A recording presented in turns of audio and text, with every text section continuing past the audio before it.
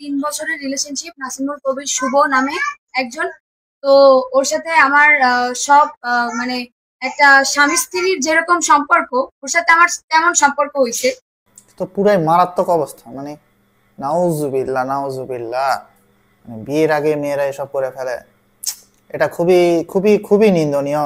এবং ওর ফ্যামিলি সবাই জানে, এবং আমার ফ্যামিলিও জানে। আমার ফ্যামিলিতে যাইয়া, এবং আমার ফ্যামিলিতে গিয়ে তারপর পরে ইয়া করছে তোমার আপনার ফ্যামিলিতে গিয়ে তারপর আমার মা এবং আমার বোনের সাথে যে রেস্টুরেন্টে যে মিট করছে, মিট করে দেন ও আমাকে বিয়ে করবে, এরকম অনেক কিছু বলছে।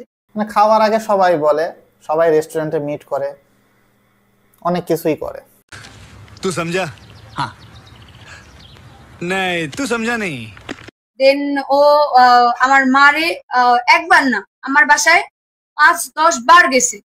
গিয়ে তারপর বলছে যে আন্টি আপনি টেনশন করেন না, ওর ও ওরই আমি বিয়ে করব, এরকম করে কি করছে। তো বলার পরে তারপর ওর সাথে এরকম হয়েছে। তো আমার একদিন আমার আহ, আমার কয়দিন আগে বার্থডে ছিল। তো আমার বার্থডেতে আমি ইসে আমার মানে ফ্যামিলি সবাই জানে, তারপরেও এরকম অবস্থা।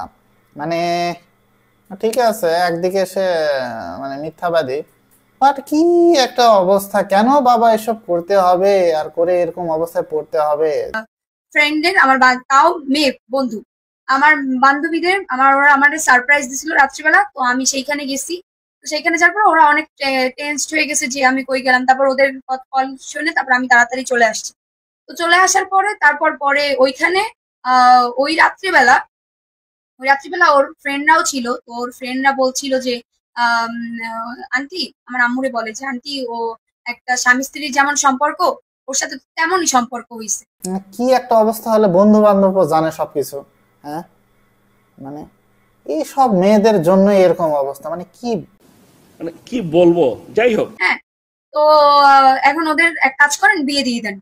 তো ও এই জিনিসগুলো, শুভ এই জিনিসগুলো শুনে ও আর কি ওর ফ্রেন্ডের উপরে মানে বোতল ফিক্কা মারছে আর কি, যে তুই এগুলো বললি কেন, তাহলে কি দায়ভার তুই নিবি আমাদের বিয়ে হইলে?